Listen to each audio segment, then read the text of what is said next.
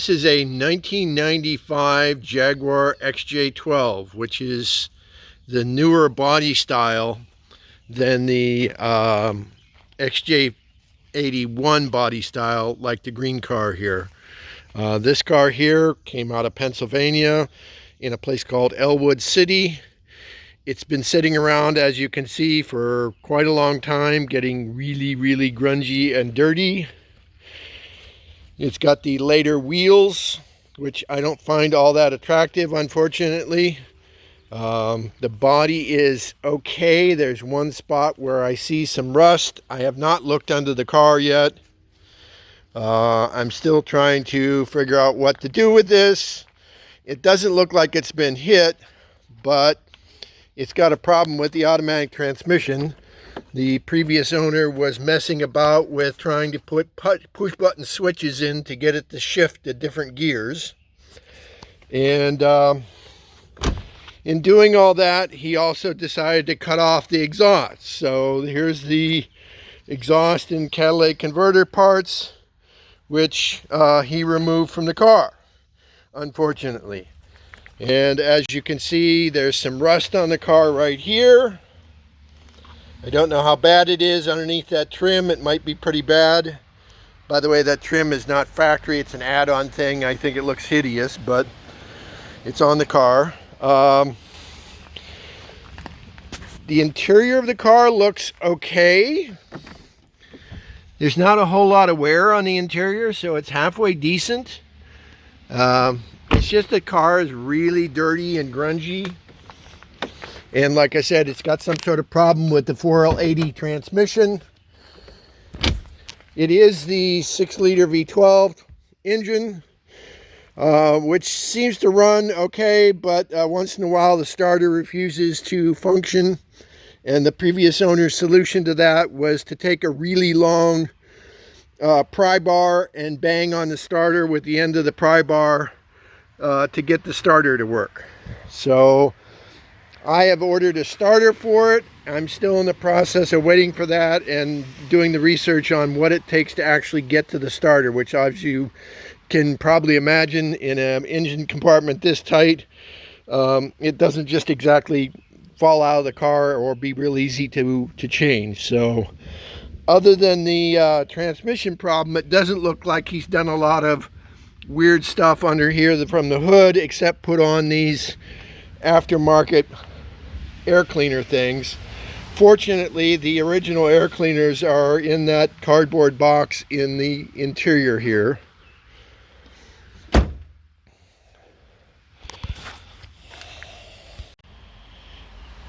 Unfortunately, also the paint on the trunk, there's something wrong with it and it's peeling off in places. It's not rusty as far as holes, other than the fact there's probably some surface rust under there. But it looks like the paint just didn't adhere to the metal correctly for some reason. That and that rust spot are the only two things on the body I've been able to see so far. Like I said, I have not jacked it up yet. The worst thing about this car is the fact that the previous owner attempted to fix the non-shifting transmission. It's a 4L80E transmission in a special case to fit up to the back of the V12 transmission. And his idea of fixing stuff was to cut all these wires, add stuff in, attempt to shift the transmission with these switches. He cut a bunch of wires on the transmission control computer. He just made a mess of everything as far as the wiring that controls the transmission. And all this stuff, I don't know why he thought he had to cut and splice all these things. He just made a mess of the wiring, and the first order of business is to fix all the things that he screwed up in trying to do this before you can even diagnose what's wrong with the car, really, because there's no way that you would get the right trouble codes out of the system with all of these things cut and spliced into the transmission control computer and all these other wires that he's just damaged and screwed up. It's just really irritating that instead of diagnosing the thing correctly, he did all this stuff and just screwed up the car. Let's see if we get lucky at getting the car to start. I've hooked up the battery cable. The previous owner spent a lot of time hammering on the starter with a pry bar in an effort to get the starter to work, because oftentimes it would just click for him. It did that for him when we were trying to load the car, and he ended up banging on it a lot with a pry bar. But since then, it started reliably for me. I don't know if that's a good omen or a bad omen. Maybe the car just didn't like the previous owner. But let's see what happens here. It's going to be really loud, so I'll warn you right now.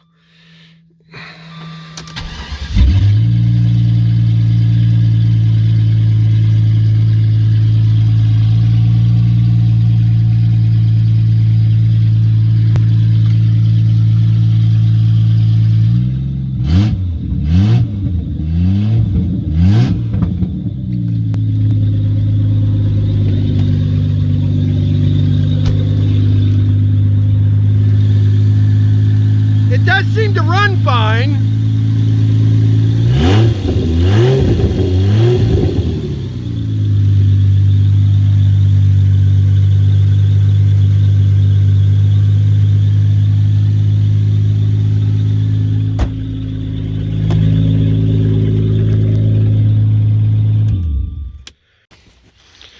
I shut it off before my neighbors get really irritated with me. So the car does run okay. It's just that there's that big problem with the transmission, and like I said, the exhaust being cut off the car. So everything that this guy did to the car, as far as I'm concerned, devalued the car by a lot. So we'll see what happens from here. You'll notice that this car has one wheel that doesn't match the other three. When I went to get the car, the front tire on the driver's side was flat. And so it turns out he had another complete set of these X300 wheels available, and I bought those wheels along with the car. The wheels were an extra $50 for 4 wheels, 2 with tires mounted and 2 with tires unmounted.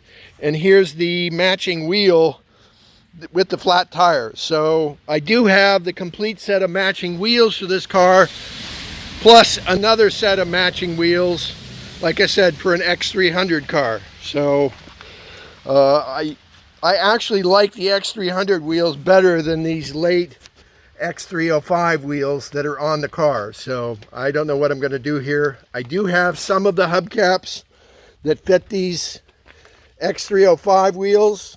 So we'll see what I end up doing. I'm not sure if I'm going to keep them or switch to something else, because like I said, I'm not really very wild about the look of these wheels. Here's some pictures of the dirt and crud that's caked on the passenger side of the car.